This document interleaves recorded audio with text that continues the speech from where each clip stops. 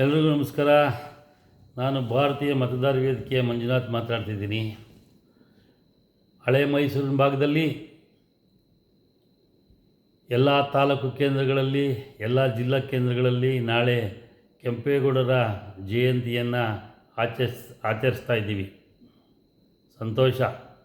ಕೆಂಪೇಗೌಡರು ಈ ನಾಡಿಗೆ ಬಹುದೊಡ್ಡ ಆಸ್ತಿ, ಬಹುದೊಡ್ಡ ಕೊಡುಗೆಯನ್ನು ಕೊಟ್ಟಿದ್ದಾರೆ.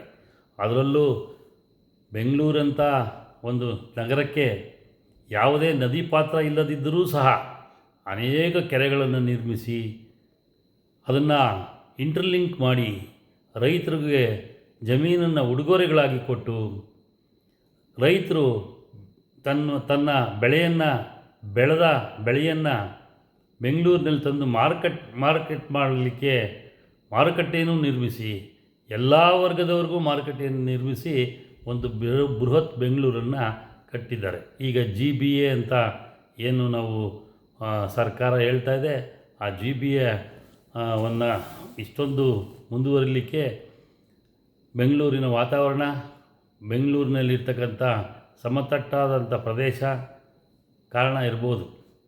ಆದರೆ ಎಲ್ಲೋ ಒಂದು ಕಡೆ ಇವತ್ತು ಕೆಂಪೇಗೌಡ ಜಯಂತಿ ಆಚರಿಸ್ತಾ ಇರೋಂಥ ಸಂದರ್ಭದಲ್ಲಿ ರೈತರು ಭಾಳ ನೊಂದ್ಕೊತಾ ಇದ್ದಾರೆ. ಆಡಳಿತ ನಡೆಸೋಂಥ ಜನಗಳಿಗೆ ಶಾಪವನ್ನು ಹಾಕ್ತಾಯಿದ್ದಾರೆ.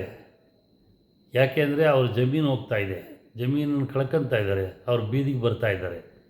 ಯಾರೋ ಒಂದು 500 ಜನ 600 ಜನ ಒಂದು ಇಂಡಸ್ಟ್ರಿಯಲಿಸ್ಟ್ಗೆ ಅಥವಾ ಸೈಟ್ ತಗೊಳ್ಳೋರಿಗೆ ಅನುಕೂಲ ಮಾಡೋಕ್ಕೋಸ್ಕರ ಸಾವಿರಾರು ಜನಗಳ ಒಕ್ಕಲೆಬ್ಬಿಸೋಂಥ ಒಂದು ಕಾರ್ಯಕ್ರಮ ನಡೀತಾ ಇದೆ. ಯಾಕೆಂದರೆ ಆನೇಕಲ್ಲಾಗ್ಬೋದು, ದೇವನಹಳ್ಳಿ ಆಗ್ಬೋದು, ದೊಡ್ಡಬಳ್ಳಾಪುರ ಆಗ್ಬೋದು, ನೆಲಮಂಗಲ ಆಗ್ಬೋದು, ರಾಮನಗರ ಜಿಲ್ಲೆ ಆಗ್ಬೋದು, ಯಾವುದೇ ಜಿಲ್ಲೆಗೆ ತಗೊಳ್ಳಿ, ಅಲ್ಲಿ ಫಲಾನುಭವಿಗಳು ಎಷ್ಟು ಜನಪ್ಪ ಅಂದರೆ 2000 ಜನ, ಕಳ್ಕೊಳ್ತಾರೆ ಎಷ್ಟು ಜನಪ್ಪ ಅಂದರೆ 4000 ಜನ. ಯಾಕೆಂದರೆ ಇವ್ರು ಹೇಳ್ತಾರೆ ಉದ್ಯೋಗ ಸೃಷ್ಟಿ ಮಾಡಿಕೊಡ್ತೀವಿ ನಾವು ಅಂತ. ಯಾರಿಗೋಸ್ಕರ ಉದ್ಯೋಗ ಮಾಡ್ತೀರಿ? ಈಗ ನಮಗೆಲ್ಲ ಉದ್ಯೋಗನೇ ಹೋಗ್ತಾ ಇದೆಯಲ್ಲ.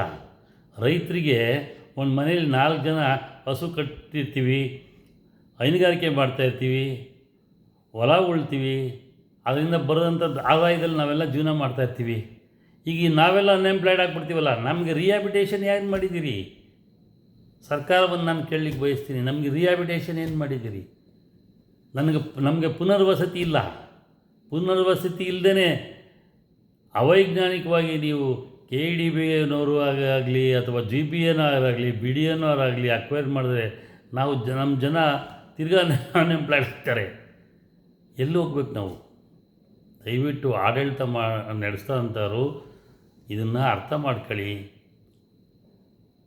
ಬರಡು ಭೂಮಿಯಲ್ಲಿ ಅಥವಾ ಏನು ಬೆಳೆ ಬೆಳೀತಂಥ ಜಿಲ್ಲೆಗಳಲ್ಲಿ ನೀವು ಹೋಗಿ ಅಲ್ಲಿ ಇಂಪ್ರೂವ್ ಮಾಡಿ.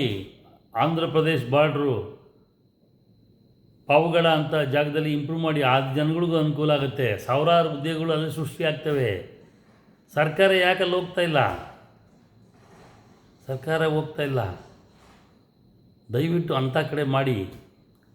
ನೀವು ಕುಡುಮುಲ್ಕುಂಟೆ ಅಂತ ಒಂದು ಊರು ನಮ್ಮ ಹಿಂದೂಪುರ ಬಾರ್ಡ್ರಲ್ಲಿ ಇಂಪ್ರೂವ್ ಮಾಡಿದ್ರಿ, ಕರೆಕ್ಟ್ ಇದೆ. ಯಾವ ಸರ್ಕಾರ ಮಾಡ್ತಾ ಗೊತ್ತಿಲ್ಲ ನನಗೆ, ಕರೆಕ್ಟ್ ಇದೆ. ನೋಡಿ, ಹಿಂದೂಪುರನೂ ಇಂಪ್ರೂವ್ ಆಯಿತು, ನಮ್ಮ ಭಾಗನೂ ಇಂಪ್ರೂವ್ ಆಯಿತು. ಅಲ್ಲಿ ಬರಡು ಭೂಮಿ. ಅದೇ ಥರ ಹೊಸೂರದ್ದು ಇಂಪ್ರೂವ್ ಮಾಡಿದ್ದು ಅದೇ ಥರನೇ. ನೀವು ಯಾಕೆ ಬೆಂಗಳೂರು ಮೇಲೆ ಒತ್ತಡ ಏರ್ತಾ ಇದ್ದೀರಾ? ಬೆಂಗಳೂರು ಮೇಲೆ ಒತ್ತಡ ಏರಿದ್ರೆ ಮುಂದೆ ಕಾವೇರಿ ವಾಟ್ರ್ ಇರಲ್ಲ. ಕಾವೇರಿ ನೀರೆಲ್ಲಿದೆ? ಕಾವೇರಿ ಮಳೆನೇ ಬರ್ತಾ ಇಲ್ಲ. ಈ ವರ್ಷ ಮಳೆ ಕಡಿಮೆ ಆಗಿದೆ.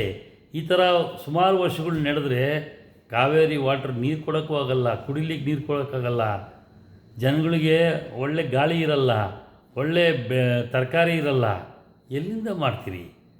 ದಯವಿಟ್ಟು ಇದು ತಜ್ಞರು, ಯಾರು ಬುದ್ಧಿಜೀವಿಗಳೆಲ್ಲ ಮಲಗ್ಕೊಂಡ್ಬಿಟ್ಟಿದ್ದಾರೆ, ಯಾರು ಬಾಯಿ ಬಿಡ್ತಾ ಇಲ್ಲ. ರೈತ ನಾಯಕರೆಲ್ಲ ಹೊರಟೋಗಿದ್ದಾರೆ. ರೈತ ನಾಯಕರು ಯಾವನೂ ಇಲ್ಲ, ಯಾರೂ ಇಲ್ಲ. ರೈತನಿಗೋಸ್ಕರ ಯಾವ ಜೀವನೂ ಇಲ್ಲ, ರೈತ ನಾಯಕರೇ ಇಲ್ಲ. ದಯವಿಟ್ಟು ರೈತರು, ರೈತ ನಾಯಕರು, ರೈತ ಸಂಘಗಳು ಎಲ್ಲಿದ್ದೀರಾ? ಎಲ್ಲಿ ಅಡಗಿಕೊಳ್ತೀರ? ಏನು ದುಡ್ಡು ತಗೊಂಡಿದ್ದೀರ ನೀವೆಲ್ಲ? ನಮಗೇನೋ ಡೌಟ್ ಆಗ್ತಿದೆಪ್ಪ. ಸರ್ಕಾರ ಏನಾದರೂ ಸವಲತ್ತು ತಗೊಂಡಿದ್ದೀರ ನೀವೆಲ್ಲ ರೈತ ನಾಯಕರು?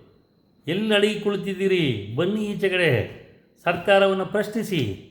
ನಿಮ್ಮ ಕೈಲಿ ಆಗಲ್ವಾ? ಬಿಟ್ಬಿಡಿ. ಜನಗಳು ಇನ್ನೂ ಈಗಾಗಲೇ ಬೆಳೆ ನಾಶ ಆಗಿ ಎಷ್ಟೋ ಜನ ರೈತರು ಸತ್ತವ್ರೆ. ಈಗ ಜಮೀನು ಕಂಡುಕೊಂಡು ಸಾಯ್ತಾರೆ. ಸಂತೋಷ ಪಡಿ. ಅವ್ರ ಸಮಾಧಿ ಮೇಲೆ ನೀವು ಸೌಧ ಕಟ್ಟಿ. ಧನ್ಯವಾದಗಳು.